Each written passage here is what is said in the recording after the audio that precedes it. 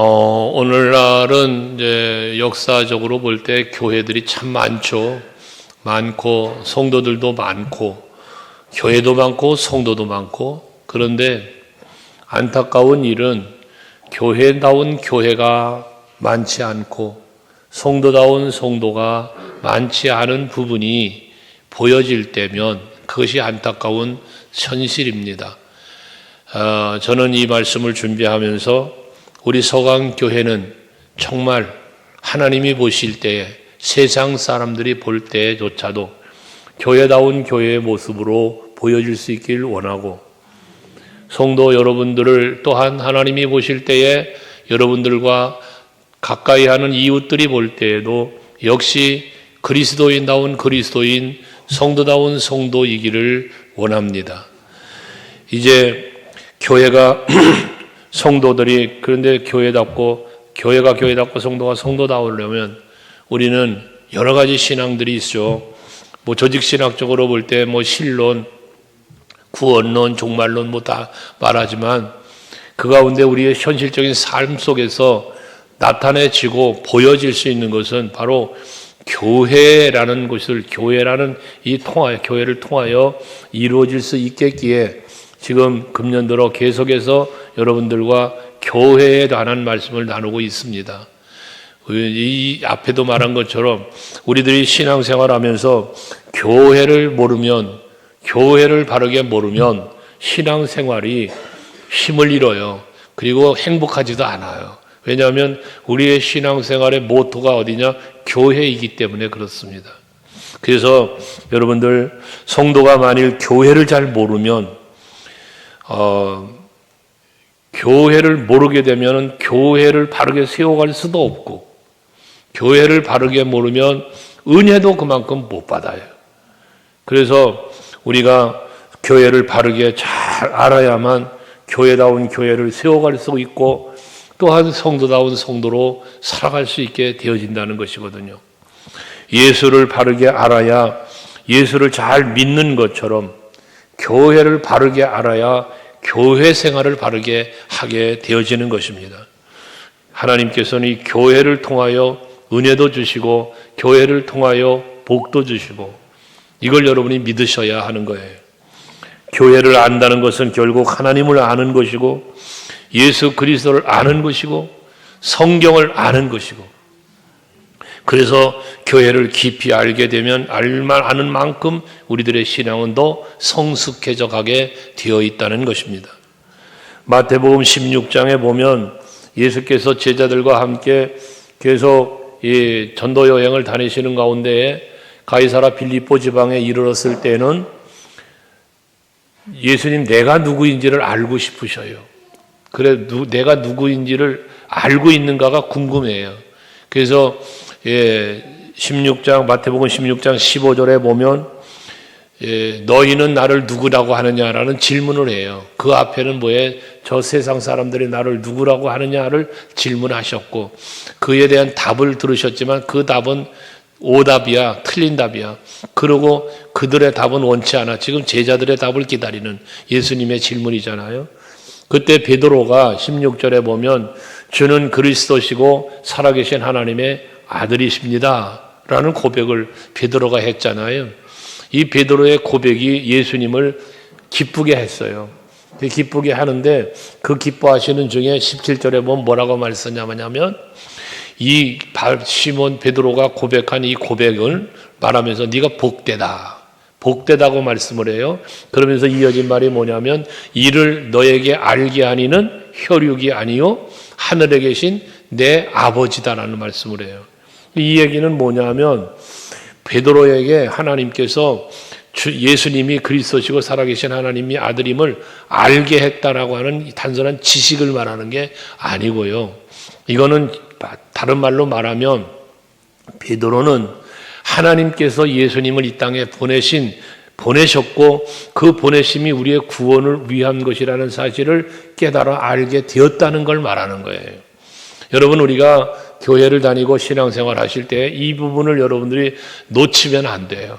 여러분들도 항상 마음에 간직해야 될 것이 뭐냐면, 여러분이 믿는 예수는 그리스도시고 그리고 이 예수님은 하나님께서 우리의 구원을, 택한 자의 구원을 위하여 이 땅에 보내신 분이 예수 그리스도라는 이 믿음이 확실하게 여러분에게 있어야 되는 겁니다. 그때 그 믿음을 보시고 예수께서 뒤에 18절에 여러 차례 묵상한 말씀이죠. 같이 한번 읽을까요? 시작. 또 내가 내게 이르노니 너는 베드로라. 내가 이 반석 위에 내 교회를 세우리니 음부의 권세가 이기지 못하리라. 할렐루야. 여러분, 베드로의 그 신앙의 고백을 들으신 예수께서 시몬 베드로에게 이르기를 너는 이제부터 베드로라 그 말이에요. 베드로라는 뜻이 뭐냐? 반석이라는 뜻이에요. 그런데 이 말씀을 하시면서 그 반석 위에 베드로라는 이름을 주시고 그리고 그에게 그 반석 위에 내 교회를 세운다고 말했는데 이건 베드로의 이름 위에 세운다는 의미가 아니에요. 베드로라는 이름 위에 세우는 게 아니고 그 이름 위에 세운다는 것이 잘못 해석되고 잘못 흘러간 게 여러분 천주교의 그 잘못된 신앙으로 빠져간 이유 중에 하나거든요. 여러분 베드로라는 이름이라는 건 베드로라는 사람의 이름 위에 교회를 세우는 게 아니고 베드로가 주는 그리스도시요 살아계신 하나님의 아들이라고 고백한 그 믿음 위에 세운다는 말씀이에요. 그러니까 그 믿음이 뭐냐? 믿음의 주체가 뭐냐면 베드로가 아니에요. 믿음의 주체는 주는 그리스도시고 살아계신 하나님의 아들이라는 그 예수 그리스도의 터 위에 세워지는 교회를 일컬어 내 교회를 내가 세운다라고 말씀하신 거다 그 말이에요. 그러니까 이 교회는 음부의 권세가 감히 해할 수가 없다는 거예요. 이기지 못한다는 거예요. 여러분들의 신앙도 그 예수 그리스도 주는 그리스도시여 살아계신 하나님의 아들이라는 믿음 위에 세워지는 여러분의 신앙이 되고 우리 교회가 되어질 때 어떠한 음부의 세력도 세상의 권세도 이걸 무너뜨릴 수가 없는 거예요. 어떠한 현실적 상황도 어떠한 문제도 여러분을 넘어뜨릴 수가 없어요. 그 반석 위에 세워진 믿음이 되어질 때예요. 그래서 우리 서강교회 성도들은 정말 여러분의 믿음의 터전이 또 우리 교회의 터가 오직 예수 그리스도가 될 수 있도록 힘쓰는 여러분 될 수 있기를 바랍니다. 그런 의미에서 우리 교회도 여러분의 신앙도 예수 그리스도에 의해 세워져야 하겠기에 에베소서 1장 21절부터 23절 말씀에 보면 하나님이 기뻐하시는 교회의 모습을 이야기하시는 거예요. 여러분 우리 서광교회가 예수의 터 위에 세워지는 교회가 될 때 하나님이 기뻐하시고요. 여러분들의 믿음이 그 믿음 위에 세워질 때 하나님이 기뻐하는 성도가 될 수 있는 거다 그 말이에요. 그래서 에베소 1장 21절에서 23절 말씀에 보시면 모든 통치와 권세와 능력과 주권과 이 세상뿐 아니라 오는 세상에 일컫는 모든 이름 위에 뛰어나게 하시고 또 그 만물을 그의 발 아래 복종하게 하시고 그런 만물 위에 교회의 머리로 삼으셨느니라. 예수님을 그랬다는 거예요. 그러면서 23절 같이 읽겠습니다. 시작. 교회는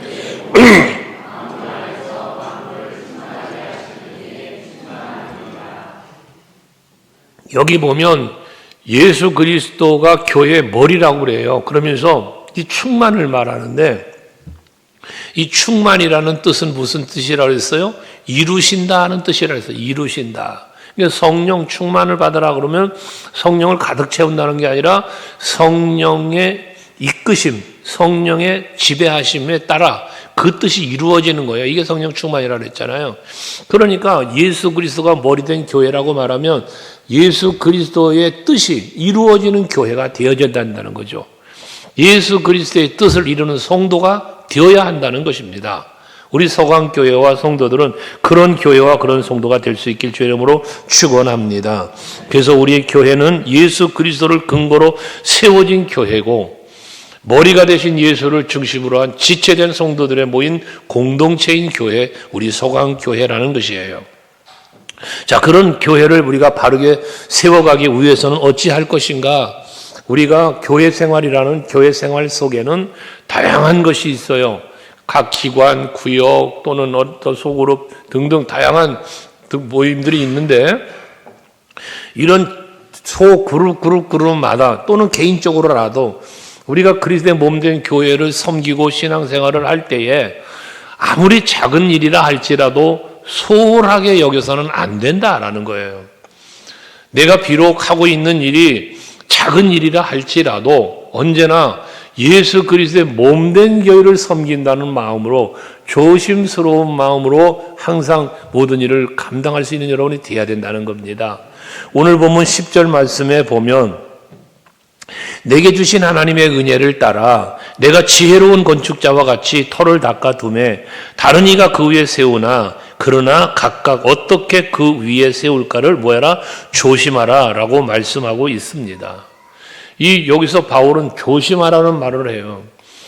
터는 예수 그리스도인데 그 위에 세워가는 교회가 세워갈 때 성도 여러분 한 사람 한 사람이 우리가 교회를 바르게 세워가는 일을 하는 것인데 이때 조심해야 된다는 건데 왜 조심해야 되느냐? 조심해야 되는 이유는 이 터가 그리스도 예수시고 또 이 교회를 세워가시는 데에는 하나님의 거룩하신 뜻과 계획이 있으시다는 겁니다. 그리고 친히 하나님이 교회를 세워가는 일에 간섭하시고 통치하시고 계신다는 거예요. 하기 때문에 우리는 교회를 세워가는 일을 할 때 조심해야 할 것은 하나님의 뜻이 어디에 있는지, 하나님은 어떤 것을 기뻐하시는지를 우리 늘 분별하여야 되겠기에 조심하라는 거예요. 비록 우리가 주방에서 설거지를 한다 할지라도, 여러분 밖에 주차를 안내한다 할지라도요, 여러 가지 여러분 봉사와 헌신하는 그 수고하는 모든 것들이 과연 하나님 앞에서 하나님이 기뻐하시는 나의 모습인가를 헤아리면서 해야 된다는 걸 말하는 거예요. 이게 조심해라는 거예요. 그래서 우리 고린도 교회에 편지하는 내용이잖아요. 바울을 통해서 하나님 말씀하시는 건데요. 그 앞에 3장 1절부터 이하의 말씀을 보면 3절까지 말씀을 보면 형제들아 내가 신령한 자들을 대함과 같이 너에게 말할 수가 없어서 육신에 속한 자 곧 그리스도 안에서 어린아이들을 대함과 같이 하노라. 뭐 하는 거예요? 지금 고린도 교인들은 수준이 어린아이 같다는 거예요. 그래서 바울이 어린아이를 대하듯 한다는 거예요. 이게 뭐 하는 거예요? 조심스럽게 대하고 있다는 거예요. 그러니까 복음을 전하는 일도, 저 교회를 바르게 세워가고자 하는 일도 항상 무슨 마음으로? 조심스러운 마음으로 해요. 그래서 2절에도 보면 내가 너희를 저주로 먹이고 밥으로 먹이지 아니하였느니 이는 너희가 감당하지 못하였었거니와 지금도 못하리라. 그러니까 말씀을 전하고 복음을 전하고 가르치고 이끌어가는 것도 조심스럽게 따라오지 그러면 또 나워되는 자가 없도록, 상처받는 자가 없도록 이걸 잘 이끌어가려고 애쓰는 이 바울의 모습을 본다고 말이에요. 여러분들이 주의 일을 하시면서도 항상 조심해야 할 것은 내가 열심 내고 내가 힘써서 하는 것 중요합니다만 함께하는 이들이 상처가 되지 않도록 하시는 것도 중요하다는 겁니다. 내가 힘있고 내가 능력이 있다고 해서 다른 사람들 나와 같은 믿음의 능력, 헌신의 능력이 있는 게 아니지 않습니까? 하기 때문에 어린아이 같은 그러한 고린도 교회를 향한 바울의 조심성 있는 모습처럼 여러분들도 매사에 봉사를 해도 조심스러워해야 된다는 거예요. 그 누구도 함께하는 이들이 상처받지 않도록.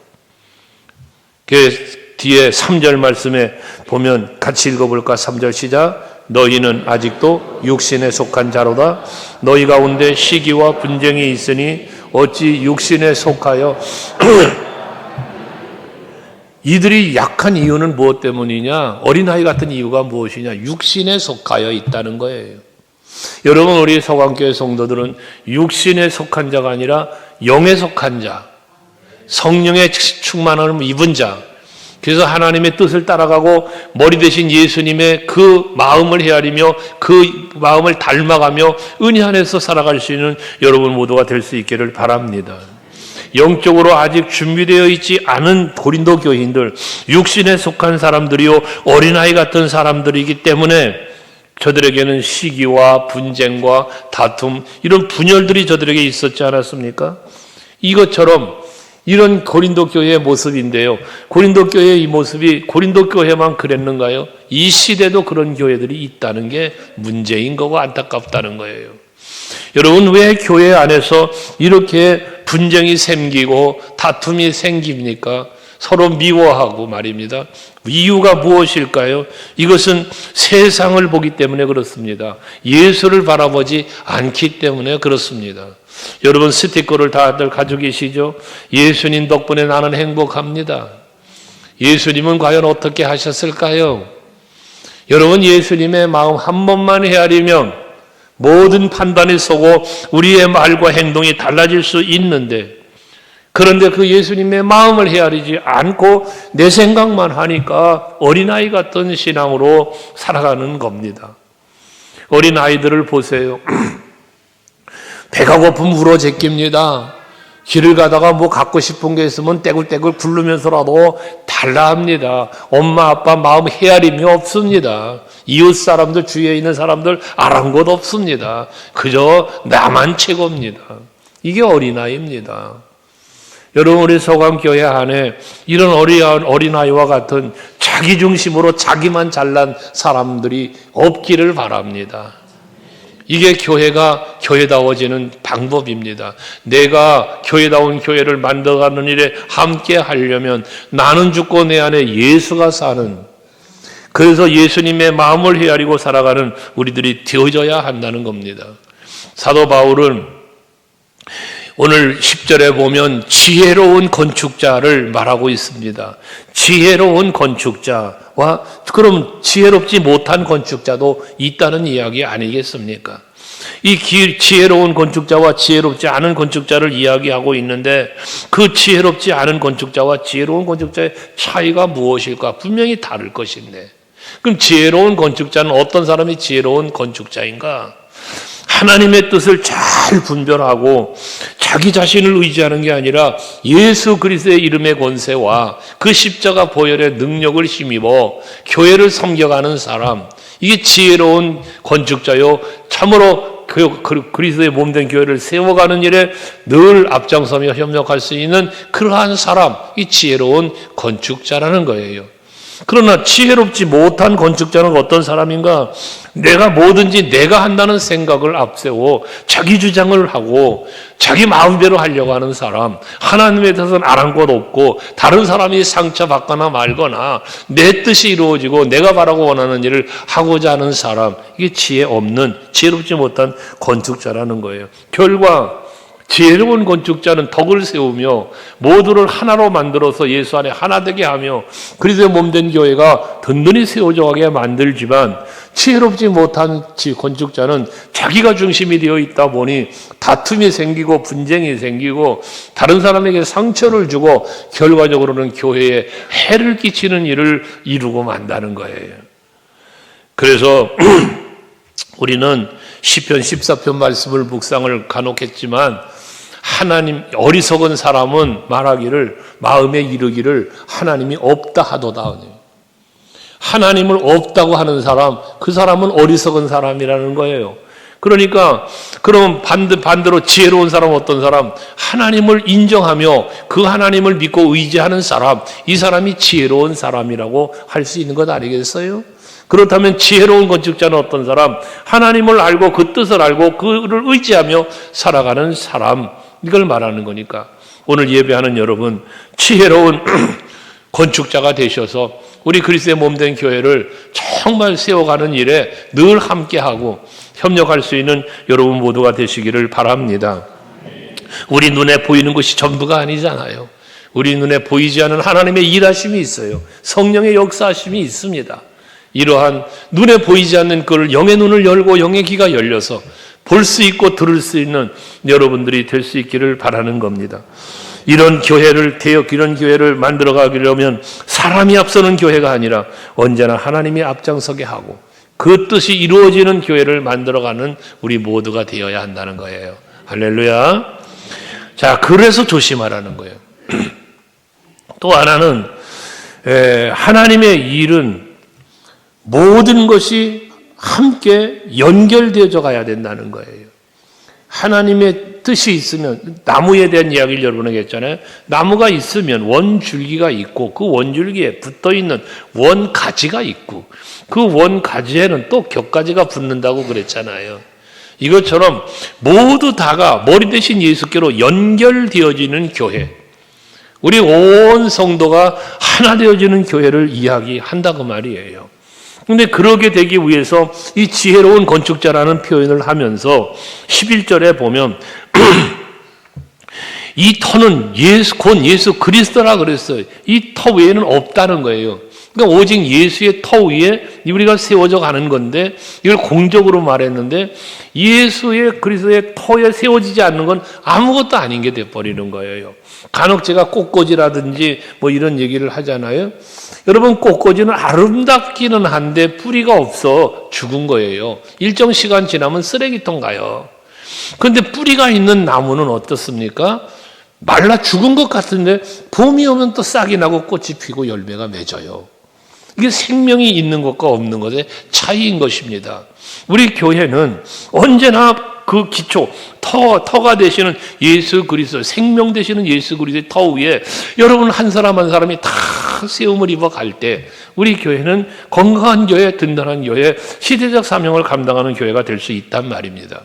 그래서 그 터 위에 세워져가는 우리들의 신앙을 공적이라는 표현으로 금이나 은이나 보석이나 나무나 풀이나 짚이라고 하는 이 재료를 비유하여 바울은 이야기하고 있는데, 이 비유한 6가지 재료를 이야기한 이유는 2가지 의미로 우리는 해석할 수 있어요. 금이나 은이나 보석과 나무나 짚이나 풀로 3가지를 나눠서 구별할 수 있는 것인데, 뒤에 뭐라고 말했냐면 불의 심판을 이야기하고 있잖아요.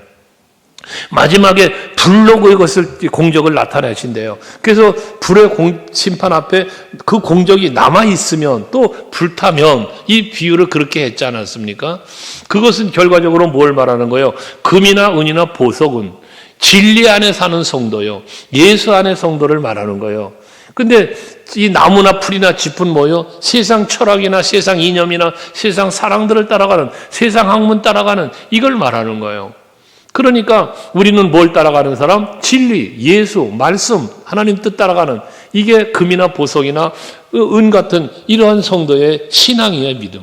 여러분이 믿는 믿음은 예수여야죠. 여러분의 믿는 믿음은 성경 진리여야죠. 세상 학문 따라가는 게 아니란 말이요, 세상의 어떤 철학을 따라가는 게 아니란 말이에요. 그게 교회 안에는 이념이나 사상이 들어오면 안 되는 거예요. 근데 오늘날 교회들에게 뭐가 들어와요? 이념이, 사상이 들어와요. 그러니까 교회 안에 좌파 우파가 나눠지고 이런다니까요. 여러분, 우리 서강교회는 좌파도 우파도 없는 교회, 우리는 오직 예수가 중심인 교회가 되어야 하는 거예요. 영남 호남이 왜 있어요? 교회 안에서. 여러분, 우리는 오직 고향은 다 천국이에요. 여러분 고향은, 여러분 고향 이 영남도 호남도 아니요, 여러분 고향 다 하나님 나라요. 그러니까 이런 세상적인 학연, 지연 뭐 이런 거에 매이지 말란 말이에요. 이게 진리 안에 서는 교회를 만들어가는 거예요. 그리고 또 하나는 이렇게 공적으로 나눈 것은 또 하나는 의미는 뭐냐면 여러분의 수고예요, 수고. 우리가 하나님 앞에 믿음으로 살고 헌신을 하며 사는 이러한 수고, 금과 은과 보석, 남아있는, 하나님 앞에 서는 날에 그 공적이 남아있는 믿음 생활, 이게 돼야지. 어느 순간 사라져버리는 이런 헌신, 이런 신앙, 이런 수고는 의미 없지 않냐 그 말입니다.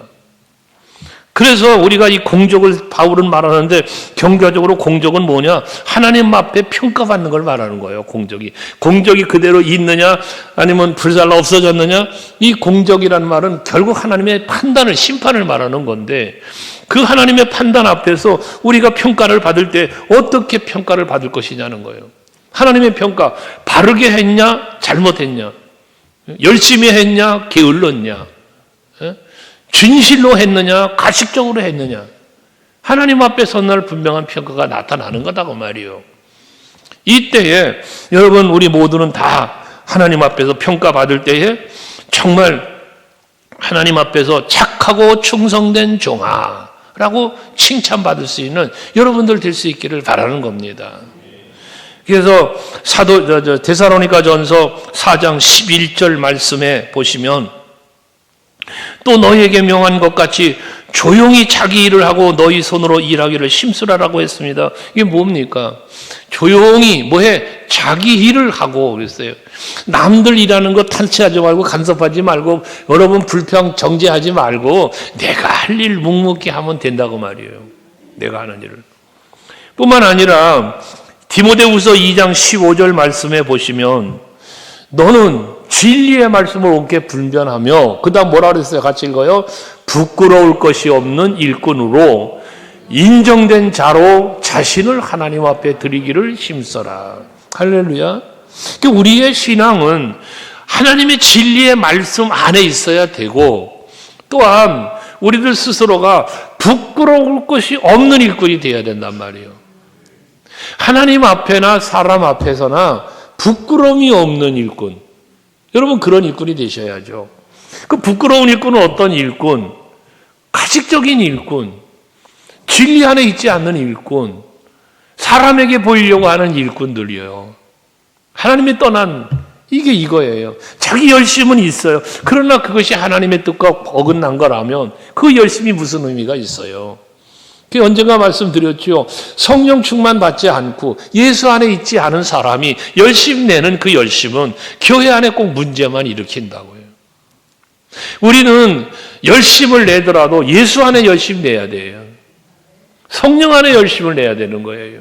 그래야 하나님의 뜻이 이루어져요. 진리를 옳게 분별하며. 그게 부끄러울 수 없는.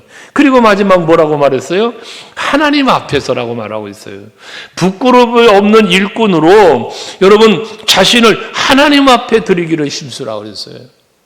여러분, 언제나 우리는 하나님 앞에서 살아야 돼요. 예배도 하나님 앞에서, 봉사도 하나님 앞에서, 모든 것이 하나님 앞에서. 이 하나님 앞에서라는 의미는 뭐예요? 하나님 보시기에 합당하게라는 의미예요. 그러니까 여러분들의 모든 헌신과 모든 수고와 열심이 하나님이 보시기에 합당함이어야 된다는 거예요. 아무리 내가 열심히 냈어도 하나님이 보시기에 합당치 않으면 의미가 없는 거가 되는 거단 말이에요.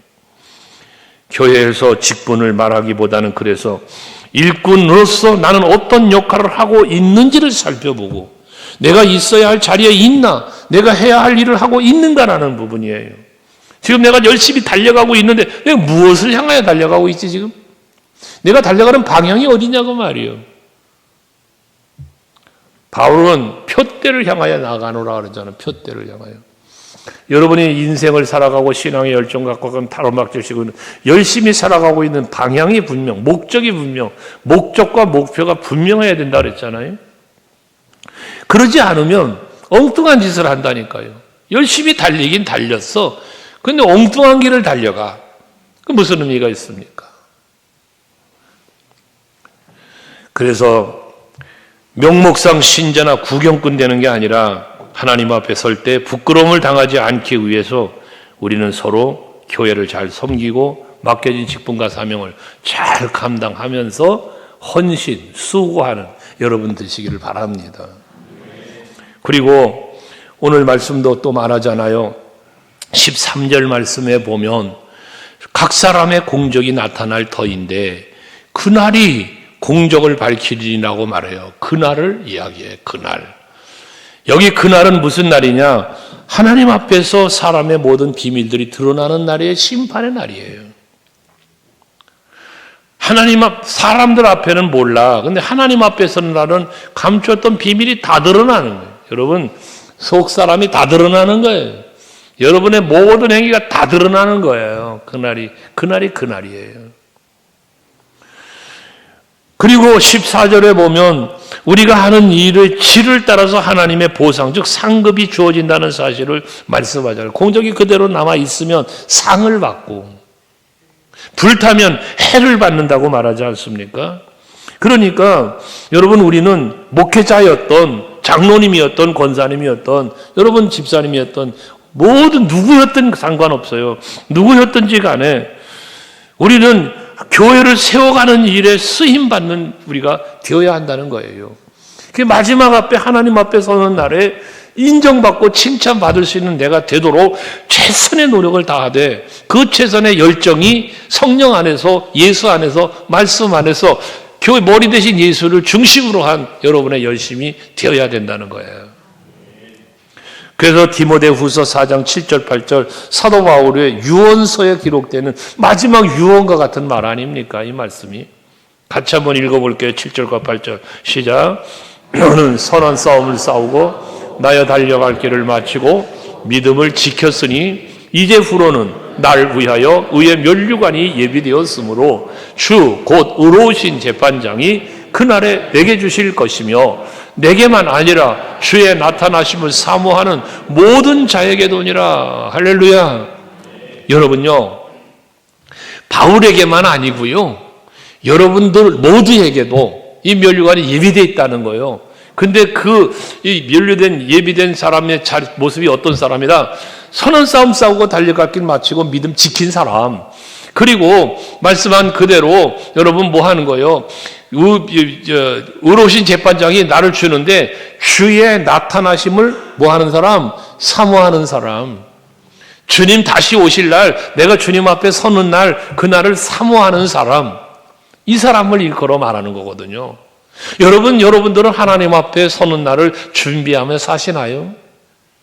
하나님 앞에 서실 날을 기다리며 준비하며 사냐고요.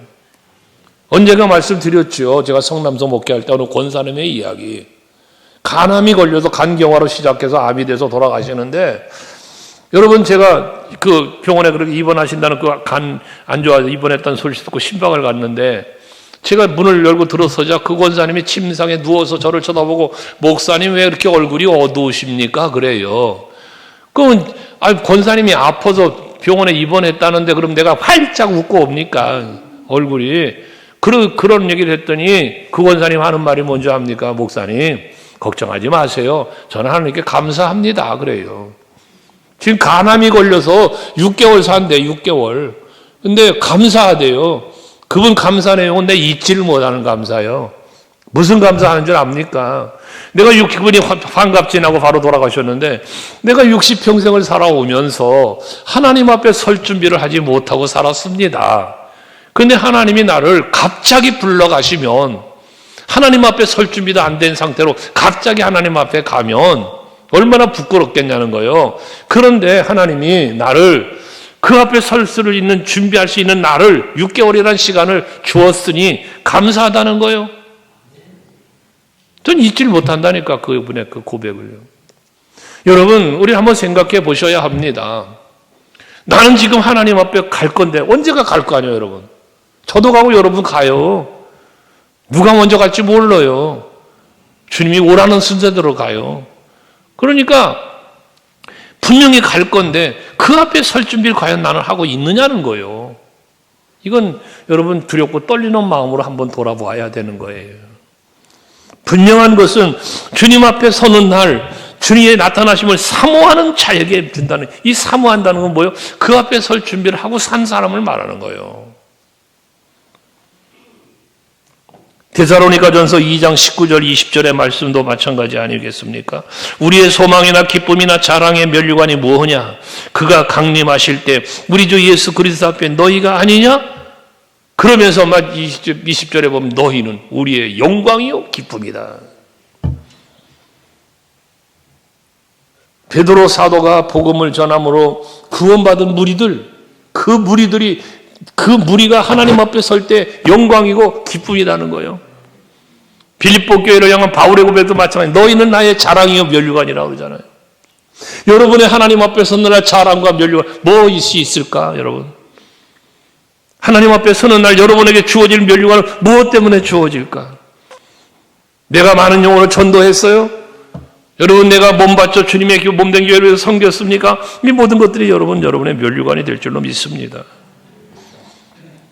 야고보서 1장 12절 같이 한번 읽어볼게요. 야고보서 12장 1절 같이, 1장 12절 시작. 시험을 참는 자는 복이 있나니 이는 시련을 견디어낸 자가 주께서 자기를 사랑하는 자들에게 약속하신 생명의 면류관을 얻을 것이기 때문이다. 할렐루야죠.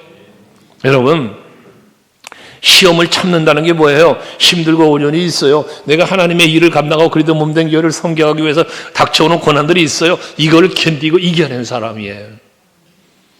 조금만 힘들어도 내려놓고 포기하고 나 못해요 시험 들고 넘어지는 신앙이 아니라, 연약한 신앙이 아니라 견고한 신앙, 흔들림이 없는 신앙, 이게 우리 서강교회요 여러분들이 되시기를 축복하는 거예요. 우리가 교회를 세우고 몸부림치고 온갖 어려움과 시험을 견디고 인내하면서 우리가 이러한 교회에 섬기고 나가는 이유가 무엇입니까? 바로 그런 약속이 있기 때문에 아니겠어요? 요한계시록 22장 12절에 내가 속히 오리니 내가 줄 상이 내게 있어 각 사람에게 그가 행한 대로 갚아주리라. 행한 대로 갚아주리라. 그래서 하나님께서는 우리 주의 사자를 모든 시대마다 하나님의 사자를 보내셔서 이 하나님의 뜻을 선포하게 하시는 거예요. 요한계시록 22장 16절을 보면 말하잖아요. 나 예수는 교회들을 위하여 내 사자를 보내어 그러잖아요. 교회들이 누구예요? 여러분이요, 여러분. 여러분들을 위하여 사자를 보냈대요. 그래서 사자를 보내어 이것들을 너희에게 증언하게 하였노라. 나는 다윗의 뿌리요 자손이니 곧 광명한 새벽별이라 하시니라. 오늘도 이 종을 통하여 말씀하시는 이는 성령이십니다. 그분이 여러분들에게 이 하나님의 나라를 알려주고 그 나라의 멸관을 알려주며 위하여 저를 통하여 이 말씀을 선포하게 하시고 있다는 사실이에요. 이걸 여러분이 믿으시라는 거예요. 그래서 교회에 와서 해야 할 일이 많고 또 교회를 세우는데 힘드는 것이 많다. 여러분 교회에 오면 할 일 많은 것이 정말 힘든 일을 많이 해야 되는 것이 여러분 입술에 불평이 되지 않길 원해. 내가 와서 힘써 일할 수 있는 일이 많다는 거, 그런 상황이 내 앞에 펼쳐지고 있다는 거, 아, 이거는 하나님 나라의 상급과 멸류관을 쓰이는 기회가 나에게 왔구나. 하나님이 나에게 주시는 기회이구나 생각을 하시고 감사함으로 감당할 수 있는 여러분 모두가 되시기를 주의 이름으로 축원합니다.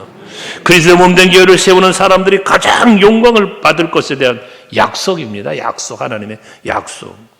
작은 일이든지 힘든 일이든지 교회가 맡겨주면 죽도록 충성하고 교회를 사랑하는 마음으로 사명감 가지고 끝까지 감당하는 여러분들 다 되실 수 있기를 바랍니다.